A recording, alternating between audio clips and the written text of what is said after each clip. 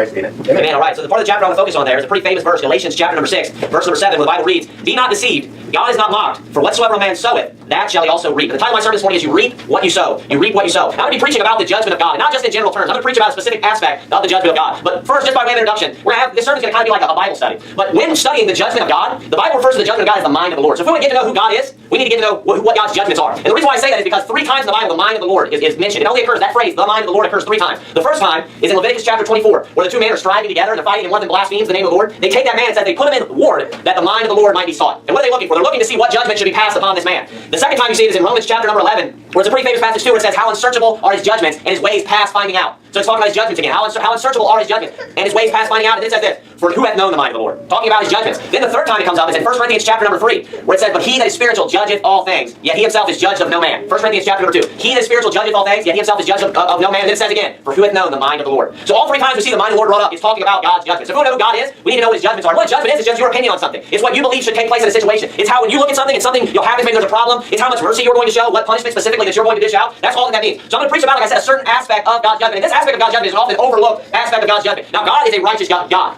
is a righteous God, and God is a righteous judge. He's a perfect judge. God is a good way to put this in. I said this before. God is an exactor. God will give you exactly what you deserve. He can weigh everything in the balances, and He knows your heart, and He knows the deeds, and He knows exactly what you deserve. Now, God obviously shows us mercy. We get saved, we believe on Jesus Christ. God can give us mercy. But there are times, when the wicked does wrong, there are times even when us as saved believers, when we transgress God's law, that we've gone too far, and God will give us a punishment. Obviously, God saves us from hell for sure. Everyone, that's a free gift. Spiritual salvation is free. But when even we as Christians, when we live our life and we sin daily, God will punish you for that. And He'll give you what you deserve for that. Now, when they live wickedly, when the wicked does wickedly, God will also obviously punish them. God even oftentimes will punish them on this earth. Now, that's not extremely common. And the reason why is because most of God's judgments that occur upon this earth throughout history, not including just major judgments, like God's wrath that will be poured out in the end times, like with Pharaoh, things like that. Oftentimes, God's judgment on a daily basis is God judging those that are saved.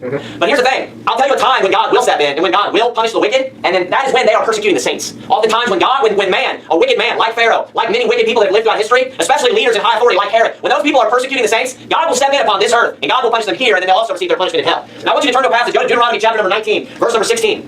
Deuteronomy chapter number 19, verse number 16. And keep in mind what I said, God is an exactor. God knows exactly what you deserve, and God will give you just that. Whatever when God looks at it, whatever transgression it is, God will make sure that you get an equal punishment, exactly what you deserve. Genesis chapter 9, verse 6, when the death penalty is originally instituted, it's implemented for the first time, it says, "Whoso sheddeth man's blood, by man shall his blood be shed." Now think about that, how it's perfect. If you shed man's blood, what would be more of a perfect punishment than for your blood also to be shed? If you take another person's life, you know what makes sense? Your life should be taken.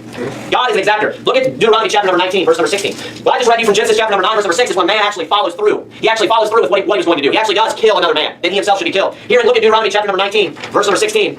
The Bible says, "If a false witness rise up against any man to testify against him that which is wrong, then both the men between whom the controversy is shall stand before the Lord, before the priests and the judges, which shall be in those days. And the judges shall make diligent inquisition.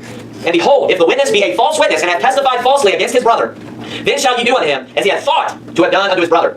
So shalt thou put the evil away from among you. And those which remain shall hear and fear, and shall henceforth commit no more any such evil among you." Now watch what it says. "And thine eye shall not pity, but life shall go for life, eye for eye, tooth for tooth, hand for hand, foot for foot." Notice how he's exacting. If you take a man's life, then you take the man who stole that man's life, who killed that person, their life should be taken from them. If they knock out someone's tooth, they strive, someone punches another person, their tooth falls out, then that person's tooth, they need to also lose a tooth. If they lose a hand, someone cuts off someone's hand, then they need to lose their hand too. If they lose a foot, then they need to lose a foot. God wants to exact it. What's going on here is what happens is 2 men are arguing. They go before the priest, and one person is accusing another man of doing him wrong, of doing something to it. Maybe, let's say that it's adultery. Now, what's the punishment in the Bible for adultery? The death penalty. So 2 men go before the judges. They go before the priests who were the judges, and one man is saying, "He committed adultery with my wife. He slept with my wife." So what now? If this were to follow through, they were to condemn this man with that punishment, he would be put to death. Now, if later on it's found out, before they follow through with the punishment, they seek, like it says here, they inquire more diligently, and they end up finding out, like, hey, that guy was lying. That guy was lying, and he was trying to just have that person put to death. You know what's going to happen to him? That punishment that he tried to put upon that man now comes upon his own head.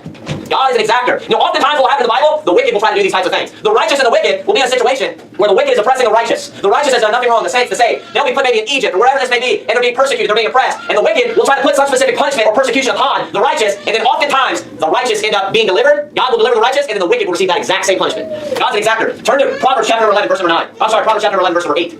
Proverbs chapter 11, verse number 8. I'm going to read you from 2 Peter chapter number 2. 2 Peter chapter number 2, verse number 9. It says, "The Lord knoweth how to deliver the godly out of temptations," and then it says, "and to reserve the unjust unto the day of judgment to be punished." So notice 2 things happen. The righteous are delivered, and then the wicked receive their punishment. Look at Proverbs chapter number 11, verse number 8. Proverbs chapter number 11, verse number 8. I had some complications when printing my sermon, so I wasn't able to include the verses that I was going to read you, so you're going to have to wait for me for just a few minutes each time my turn. Proverbs chapter number 11, verse number 8. The Bible says, "The righteous is delivered out of trouble, The righteous is delivered out of trouble, and the wicked cometh in his stead. Now notice what happened. It says the righteous, he's delivered out of trouble, and then the wicked is put in his place. I want you to try to look at Psalms chapter number 7, verse number 10. Psalms chapter number 7, verse number 10. Psalms chapter number 7, verse number 10. We're looking at a few of these right in a row. Psalms chapter number 7, verse number 10. Psalms chapter 7, verse number 10, the Bible says, my defense is of God, which saveth the upright in heart. God judgeth the righteous, and God is angry with the wicked every day. So we quote this oftentimes, but look at the context. It's very interesting what's going on. So I'm going to begin reading again. Pay attention. My defense is of God, which saveth the upright in heart. So he says, my defense is of God, and he saves the upright in heart. Talking about himself, the righteous, the saints. God judgeth the righteous, and God is angry with the wicked every day. Verse number 12, if he turn not, he will let his sword, he hath bent his bow, and made it ready. He hath also prepared for him, talking about the wicked, the instruments of death. He ordaineth his arrows against the persecutors. Behold, he travelleth with iniquity, and hath conceived mischief, and brought forth falsehood. Notice that right there. Brought forth falsehood, so he's lying. Now I want you to pay close attention to verse number 15. He made a pit and digged it, and is fallen into the ditch which he made. His mischief shall return, watch this, upon his own head, and his violent dealing shall come down upon his own pate. Now he's saying there that the wicked's trying to persecute me, but God is my defense. God will protect me. God will preserve the upright in heart. And then he says later on in the passage that this wicked person is full of falsehood. And then he says that he dug a ditch. That was obviously meant for David, but then what happened to him? He fell upon in his own ditch. That which he tried to put upon David, he tried to punish David with, or persecute David with, that came back upon his own head, the Bible says. Turn over to Psalms chapter number 141. Psalms chapter number 141. Psalm chapter number 141. And look at verse number 9. Psalm chapter 141, verse number 9. The Bible says, keep me from the snares which they have laid for me. A snare is like a trap. And the gin, that's also a trap. Of the workers of iniquity. Watch this. Let the wicked fall into their own nets, whilst that I withal escape. So each one of these verses talks about the righteous being delivered from a trap that was set for them. But not only that, two things happen. The wicked then is caught in his own trap. God obviously is the one that intervenes. God obviously is the one that dishes out to people what they deserve. He gives mercy to the righteous, and then he gives the punishment to the wicked. And somebody, people today, they're so confused about God's judgment. People don't understand judgment at all, especially God's judgment. And they have all these weird views about judgment and about God's judgment. And then obviously, the reason why they can't understand that God is an exactor is because they have this just strange doctrine that all sin is equal. And then that means that just everybody receives the same judgment. Everybody receives the same punishment. That is so ridiculous and it's so weird to think that all sin is equal. All sin is not equal. And God, and every man, whatever he reaps, that's what he will sow. And you know why? Another reason why people don't know the mind of the Lord. You know what that means? If they don't know the judgments of God, they don't know God. Amen. If they don't know the mind of the Lord. If you want to get to know someone, you want to know their mind. You want to know who they are, you need to get into their mind. You need to get to know that person. This is the mind of the Lord. The Bible is the mind of the Lord. And the reason why I don't know the judgments of God, the reason why I don't know the mind of the Lord is they don't read their Bibles. And they listen to all this trash that's preached on TV. They read their commentaries and the side notes more than they do their Bible, more than they do God's Word itself. And people are just anything negative. And here's the thing, this sermon's not all negative. It's positive and it's negative, but people hate hearing things negative so much. So if you preach anything negative, they just get sick of it. They just want to complain about it. Half this sermon's positive. We're talking about the righteous being delivered, and we're talking about the wicked receiving the punishment which they had plotted for the righteous. Who would look at a situation like that and say that's not just? Who would look at a situation like that and say that's not something I would like to see played out? That's not something I would like to see happen. When a wicked person wants to persecute or punish someone that's righteous, and then God intervenes, God protects the righteous, but then he punishes the wicked. And we can see this play out all throughout the Bible. There's multiple stories in the Bible. Turn to Daniel chapter number 6, verse number 1. We'll look at a few of this, where the wicked intends on persecuting the righteous, or to harm or to hurt the righteous, and then God delivers them. But not only that, he gives that same punishment upon the head of the wicked. Look at Daniel chapter number 6. Daniel chapter number 6, verse number 1. Daniel chapter number 6, verse number 1. Is there any water in that thing? Are we all out? It's out, okay. Daniel chapter number 6, verse number 1. Thank you. Oh, you took the last one? No. Daniel chapter number 6, verse number 1. The Bible says, it pleased Darius to set over the kingdom 120 princes, which should be over the whole kingdom, and over these 3 presidents of whom Daniel was first, that the princes might give accounts unto them, and the king should have no damage. Then this Daniel was preferred above the presidents and princes, because an excellent spirit was in him, and the king thought to set him over the whole realm. Then the presidents and princes sought to find occasion against Daniel concerning the kingdom, but they could find none. So they're envious. Daniel receives this great, this great promotion, and the other men that are just below him, they look at Daniel and they're envious, and they're just trying to find anything wrong with him so that they can accuse him to the king, to King Darius. So it says, concerning the kingdom, but they could find none occasion nor fault. So right there at the end of verse 4. For as much as he was faithful, neither was there any error or fault found in him. Then said these men, we shall not find any occasion against this Daniel, except we find it against him concerning the law of his God. Then these presidents and princes assembled together to the king and said thus unto the king, King Darius, live forever. All the presidents of the kingdom, the governors and the princes, the counselors and the captains have consulted together to establish a royal statute and to make a firm decree that whosoever shall ask a petition of any god or man for 30 days, save of thee, O king, he shall be cast into the den of lions. Now, O king, establish the decree and sign the writing that it be not changed according to the law of the Medes and Persians, which altereth not. Wherefore King Darius signed the writing and the decree. Now when Daniel knew that the writing was signed, he went into his house and his windows, being open in his chamber toward Jerusalem, he kneeled upon his knees 3 times a day and prayed and gave thanks before his God, as he did aforetime. So we saw there that the men that were just below Daniel, that were envious of his promotion, they were trying to find something wrong with Daniel like at work, within his business, but he was faithful. He did a great job. We should all as Christians, that should be the testimony that we have while we're at work. We should be faithful. We should be the ones getting the promotions and doing well, and people looking to us to learn things from work and wanting us to be the trainers and things like that. We can see here that he's very successful at work, so they say, we're not going to find anything with his character. So we need to find something that contradicts, maybe the king's religion and his religion. Something with his God, something with his laws that we know that he'll follow in his personal life. So they knew that Daniel prayed every day. So what they did was they went to the king, they went to King Darius, and they told King Darius that they wanted to make a decree that no one was allowed to ask a petition. No one was allowed to make a petition that means just to ask for something or to make requests for something. That's all the word pray means, is to ask. Of no God, but of Darius. Darius is like, that sounds great to me. So he signs it. And then the very next day, even though Daniel knew that this decree had been signed, that wasn't going to stop him from praying to his God. So he went in just like he did every other day, and 3 times it says, a day, he prayed. Now let's look at verse number 16. Then the king commanded, and they brought Daniel and cast him into the den of lions. So this was the result of that. Now the king spake and said unto Daniel, thy God, whom thou servest continually, he will deliver thee. Now if we would have read those few verses, Darius did not want Daniel to be thrown in there because Daniel was a great asset to the kingdom. Daniel was a great worker.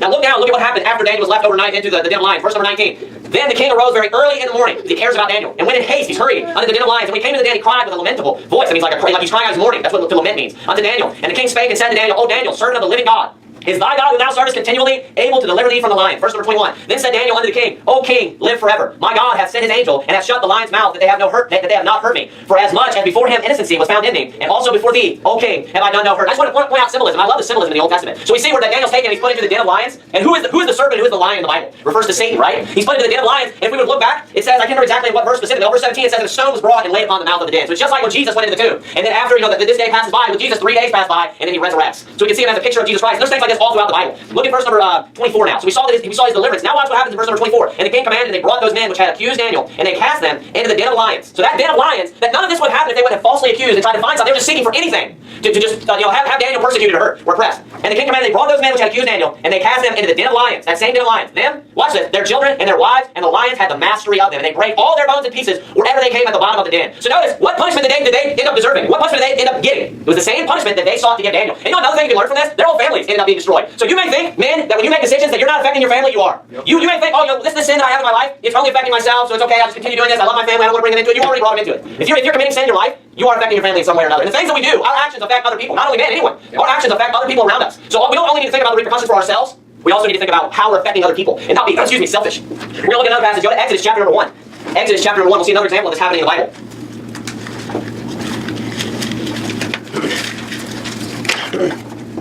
Exodus chapter 1. I'll give you something pretty interesting too. I don't know if you ever noticed this before, but when the children of Israel, when they obtained the land of Canaan, they were given all kinds of commands, of course. One specific command was an easy command to obey. It just shows their lack of faith. Was that every 7 years they were supposed to have a Sabbath day. Sabbath year is what it was. So they had the Sabbath day obviously at the end of each week, but they were supposed to have every 7 years. That 7th year was supposed to be a Sabbath year. And they weren't supposed to do any work in that year. And God was going to provide. He promised to provide extra in that 6th. And they ended up not receiving it. They did that. They disobeyed that command for a total of 490 years total, which was 70 Sabbaths. 70 Sabbaths. When the Babylonian captivity took place, and King Nebuchadnezzar came in and carried them away, do you know how long they were in captivity for? 70 years. And God said that he was letting that land rest. You weren't going to let that land rest during that 490-year time period? I'm going to make sure that I let it rest here. Another aspect we can see, one of God's judgment, we can see that God is an exactor. He's going to make sure that exactly what was supposed to take place according to his judgments, that happens, that gets carried out. Look at Exodus chapter 1, verse number 8. Exodus chapter 1, verse number 8. It says, Now there rose up a new king over Egypt, which knew not Joseph. And he said to his people, Behold, the people of the children of Israel are more and mightier than we. Come on, let us deal wisely with them, lest they multiply. And it come to pass that, when there falls out any war, they join also unto our enemies, and fight against us, and so get them up out of the land. Therefore they did set over them taskmasters to afflict them with their burdens. They built for Pharaoh treasure cities, Python and Ramses. But the more they afflicted them, the more they multiplied and grew. And they were grieved because of the children of Israel. They were grieved because of the children of Israel, and the Egyptians made the children of Israel to serve with rigor. So this isn't working. This is plan A to try to oppress them. They're just multiplying, they're growing, they're outnumbering the children of Egypt. It says in verse number 14, And they made their lives bitter with hard bondage and mortar and brick and in all manner of service in the field. So they're serving as slaves. All their service wherein they made them serve was with rigor. It means it was hard. It's like the word rigid. And the king of Egypt spake to the Hebrew midwives, of which the name of the one was Shiphrah, and the name of the other Puah. And he said, When ye do the office of a midwife to the Hebrew women, and see them upon the stools, if it be a son, then ye shall kill him. But if it be a daughter, then she shall live. Now I want you to skip to chapter number 4 now. Just go over to Exodus chapter number 4. So we can see what Pharaoh's doing there. First he tried to oppress them through hard bondage, through slavery. That didn't work. They just keep multiplying, they keep growing. They just keep outnumbering, exponentially. It's just not ending. And the children of Israel, the Pharaoh, the king of Egypt specifically, is concerned that sometime because he's having them, they're oppressed already, if a war falls out or something like that, he doesn't want them to side with the other kingdom that's coming in and help destroy the kingdom of Egypt. So he's worried about that. So that's why he implemented the slavery. Now, and then on top of that, since that wasn't enough, he was killing the son specifically. He said the son. He wasn't killing the daughters when the daughters were born, but he wanted to make sure that every son that was born died at birth. Look at Exodus chapter 4, verse number 22. Exodus chapter 4, verse number 22. The Bible says, And thou shalt say unto Pharaoh, Thus saith the Lord, Israel is my son, even my firstborn. Verse number 23, And I say unto thee, Let my son go, that he may serve me. And if thou refuse to let him go, behold, he says, I will slay thy son, even thy firstborn. Now, at this moment already, Pharaoh technically deserves to have his firstborn son killed already. It seems as if God is showing mercy unto Pharaoh, but God tells us that he raised him up for that reason, that he would become prideful, and he showed all these miracles so that he would raise him up, that he might show forth his power in him. So God knows that Pharaoh's going to keep rejecting these things, and he allows this to go on for a little while just so that God can just keep showing his power. He can just keep showing his power over and over again. And right now, God would step in, and God does step in and kill the firstborn son. So he says that right now, if you don't let Israel go, who's the firstborn? That promise that was given to Abraham and to his seed was given to Jesus Christ, the Bible says. Abraham and to his seed. So he's talking about his son. You see more symbolism. His firstborn. He's talking about specifically Jesus Christ. Now, I want you to skip over to chapter number 12. Exodus chapter number 12. And look at verse number 12. Exodus chapter number 12. Verse number 12. This is God's final judgment. For I will pass through the land of Egypt this night, and will smite, watch this, all the firstborn in the land of Egypt, both man and beast, and against all the gods of Egypt I will execute judgment. I am the Lord. And the blood shall be to you for a token upon the houses where ye are. When I see the blood, I will pass over you. The plague shall not be upon you to destroy you when I smite the land of Egypt. So right here we see saying, I'm going to kill the very firstborn, right? I'm going to kill the firstborn. We saw just a passage ago, just in Exodus chapter 4, the passage we looked at prior, that God said he's going to kill the firstborn son. Now what was Pharaoh doing? Pharaoh was also killing the son of the Israelites. Now what's interesting is, if you look at Revelation, it's chapter number 12. Revelation chapter 12 is where John sees the vision in heaven, and he says he sees the woman clothed with the sun, it says, and the moon's under her feet, and it says that she has a crown on her head with 12 stars. That obviously represents Israel, the 12 tribes of Israel. It says she brings forth a son, right? That's Jesus Christ coming of the 12 tribes of Israel. Right after that, it says that the dragon tried to devour that son, that firstborn son. We can see that dragon, obviously, I agree with this, definitely represents Herod trying to kill the firstborn son. But this didn't only happen once, it also happened here. And more proof of that is because that son goes into the wilderness. It says that the woman and the son is driven into the wilderness. Just like when they leave here, they go into the wilderness. And you know where Jesus goes? You can see when after he's born, he's trying to flee from this, he goes into Egypt. So you can see all that symbolism. So you know how I believe that Pharaoh was killing the firstborn son? The same way that Herod did. They took the child and they threw the child into the river, threw the child into the sea, and killed the child that way. He was killing the firstborn son. You know what happens to Pharaoh? Not only does his firstborn son die here, you know how Pharaoh and them die? They drown in the river. You can see where God brings that same punishment that what Pharaoh was doing to the firstborn son. He was throwing them into the river. All the army comes out. All those sons, they end up dying in the river too. They end up drowning in the sea, the Red Sea, because God brings that punishment back upon your own head. Because God is an exactor. And notice how it's the exact same style of death that they wanted to afflict someone else with. You can see how and you say, how do you like to serve like this? I like that God's righteous. I don't want to serve a God that's not righteous. I like that God's just. And then maybe you don't like it because you're not just. Maybe you live a sinful life and you're afraid that God's going to punish me with some punishment that I'm trying to give to someone else. Maybe that's why. We should love God for who He is, and we should love God's judgments. And here's the thing. The Bible is God's word. The Bible is God's word, and it contains God's judgments. And the Bible says that God's judgment is the mind of the Lord. If you want to love God, you need to get yourself to love God's judgments. Amen. Over and over again, David is just praising God's word in Psalm 119, but specifically, do you know what part of God's word he's praising? God's judgments, God's laws, God's statutes, God's precepts. Over and over again. That's all it's about. That's what he just keeps praising. David loved God's laws. David loved God's judgments. He loved God's statutes. We should love them. If we're going to love the mind of the Lord, we need to love God's judgments. We're going to look at one more passage here, one more story. Go to Esther, chapter number 5. Esther, chapter number 5. Esther, chapter number 5. And actually, first, go back just a couple of chapters. We're going to start at Esther chapter number 3. Esther chapter number 3. So this is at the time. The context is while after this will be after the Babylonian captivity. King Ahasuerus of the Persians and Medes, he's reigning right now. So the Jews are in captivity. They've been carried away. They're not in the land of Canaan. They're not in the nation of Israel anymore. Esther chapter number 3, verse number 1, the Bible reads, after these things did King Ahasuerus promote Haman, the son of Hammedatha, the Agagite, and advanced him and set his seat above all the princes that were with him. And all the king's servants that were in the king's gate bowed and reverenced Haman, for the king had so commanded concerning him. But Mordecai bowed not, nor did him reverence. Then the king's servants which were in the king's gate said unto Mordecai, why transgressest thou the king's commandment? Now it came to pass when they spake daily unto him, and he hearkened not unto them, that they told Haman to see whether Mordecai's matters would stand. For he had told them that he was a Jew. Excuse me. For he had told him that he was a Jew. Verse 5. And when Haman saw that Mordecai bowed not, nor did him reverence, then was Haman full of wrath. And he thought scorn to lay hands on Mordecai alone, for they had showed him the people of Mordecai. And then it says, wherefore Haman sought to destroy all the Jews that were throughout the whole kingdom of Ahasuerus, even the people of Mordecai. Now here this is a similar situation where the wicked wants to persecute the righteous. How have we seen a pattern here? The wicked wants to persecute the righteous. And right here it says he wants to kill all the Jews. All of the Jews, just because this one man won't bow to him. They say it's because of his religion. So he said, okay, if all of these people have this religion, then I just want them all dead. If they're not willing to bow to me, then I want to kill them. Look over at Esther chapter number 5 now. Verse number 14. Esther chapter number 5, verse number 14. So he gets a decree that's passed.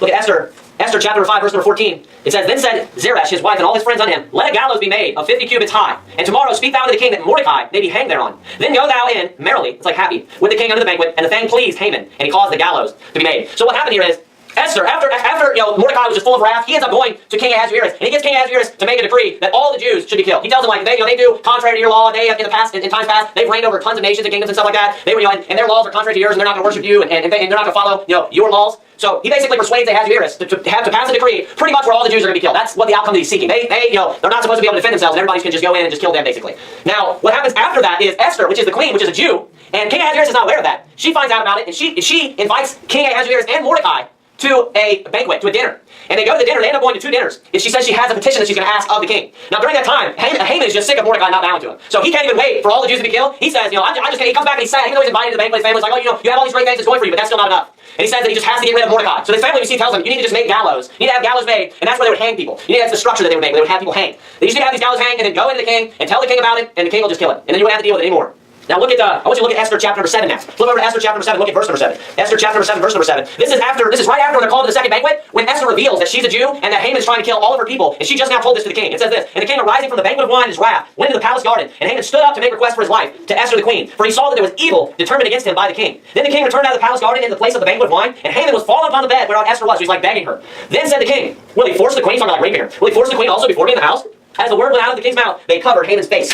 Verse number 9. And Harbona, one of the chamberlains, said before the king, behold also the gallows 50 cubits high, which Haman had made for Mordecai, who had spoken good for the king, standeth in the house of Haman. Then the king said, hang him thereon. Watch this. So they hang Haman on the gallows that he had prepared for Mordecai. Then it says, then was the king's wrath pacified. So that same punishment that he wanted to bring upon Mordecai, that came back upon his own head. To the extent that the exact same way he wanted Mordecai to die, he died. The exact same set of gallows that he wanted Mordecai to be hanged on, he was hanged on. Not only that, if we were to look back in the passage before this actually takes place, Mordecai is a man that goes in. There's two men that are plotting to kill King Ahasuerus, and Mordecai, because he was sitting by the gate, he hears about it. And then he tells Esther to tell the king that they might come and get these guys. They take them and they kill those guys. They kill those two men. Well, that got recorded in the book, and I guess the king didn't find out about it. Later on, one night when the king can't sleep, he asks, he requests to bring the book of the records, the book of the chronicles of the Persians and Medes, and they start reading it to him. And he hears like, hey, how did I miss this? Of what Mordecai saved my life. And then at the same moment, King Ahasuerus is contemplating, like, how am I going to reward this man? Well, Haman walks in. He's actually walking in right now to request the petition that he might kill Mordecai, who was the one that saved the king's life. The king is going to reward him right now. Well, he walks in, and the very first thing that King Ahasuerus says to Haman is, what shall happen to the man in whom the king delighteth honor? What shall happen to him? What kind of reward should I give to him? And Haman is thinking in his mind, like, unto what person besides myself would he want to do honor to? He's such a prideful person. And he's talking about Mordecai, and he says, you know what? You should take the king's crown.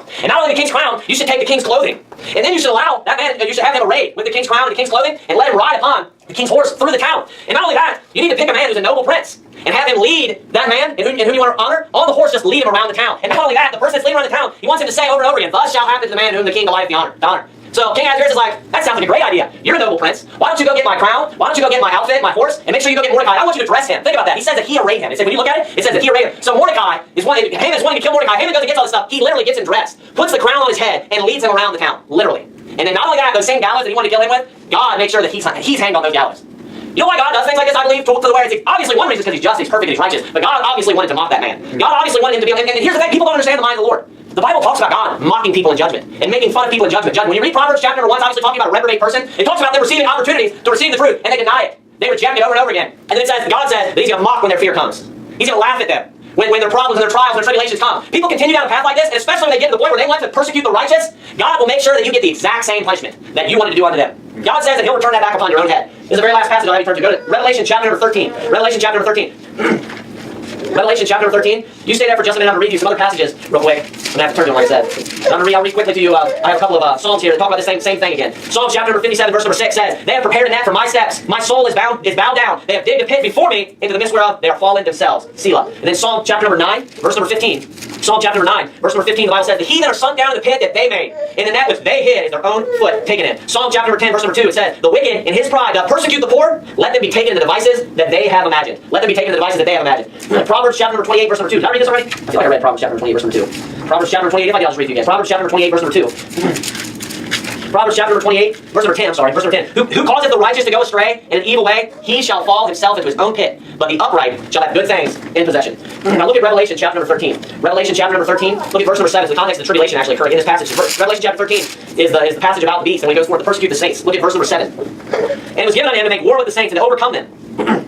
And power was given him over all kindreds and tongues and nations. And all that dwell upon the earth shall worship him, whose names are not written in the book of life of the Lamb, slain from the foundation of the world. And watch what he says. Pay attention. If any man have an ear, let him hear. Now, who does it say that the book of Revelation is written to? In the very beginning, chapter number 1, it says it's written to his servants. He might show to his servants things which must shortly come to pass. So the man that's going to have an ear, the person it's written to, is his servant. So God, for some reason, these next few verses are written for us. This right here is written for us. Verse number 10, obviously the whole book is written for us, but he wanted to catch your attention and make sure you're paying attention. He wants you to listen to this next part. Verse number 10. He that leadeth into captivity shall go into captivity. Watch this. He that killeth with the sword must be killed with the sword. Watch what it says. Here's the patience and the faith of the saints.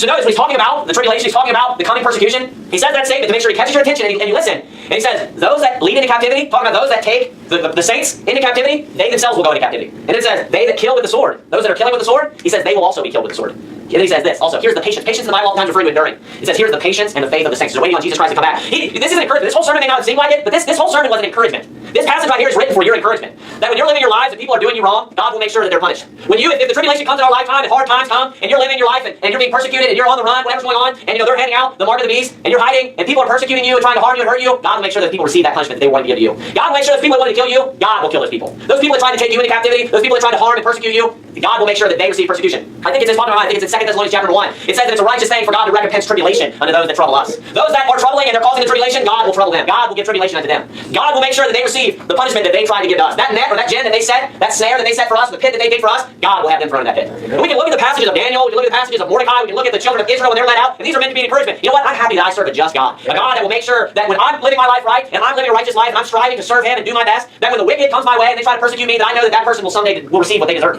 And if you say you're a maniac, that's the mind of the Lord. That's what the Bible teaches. I'm happy that God is a just God. I'm also happy that God shows mercy. I'm also happy that God is a merciful God. And you know what we should? We should love God for who He is. Amen. And we should love God's judgments. We should love the mind of the Lord. And we should want to grow in the mind of the Lord. We should want to grow and know God better. And the way to do that is to know God's judgments, to know who He is. Let's bow our heads and have a word of prayer. Dear Heavenly Father God, I thank you for all the encouraging things in the Bible tonight. Even outside of this, dear Lord God, I thank you that you love us, dear Lord, and that you're a rewarding God, and that you save us, dear Lord, from hell. And not only that, you gave us the word of God that we might serve you and live a righteous life. And if we do so, dear Lord, you'll make sure that not only will you punish the wicked, you'll deliver us. And not only that, you'll reward us on top of that. And you're a righteous God, dear Lord, we thank you so much. And help us just to be strong like Daniel was. Help us be strong like Mordecai was, even when we're in tribulation. So that we would serve you, that we would still just strive, endure, and have the patience, dear Lord God, they talked about in Revelation 13. We love you. Just please be with us. Keep us safe. In Jesus Christ's name, amen.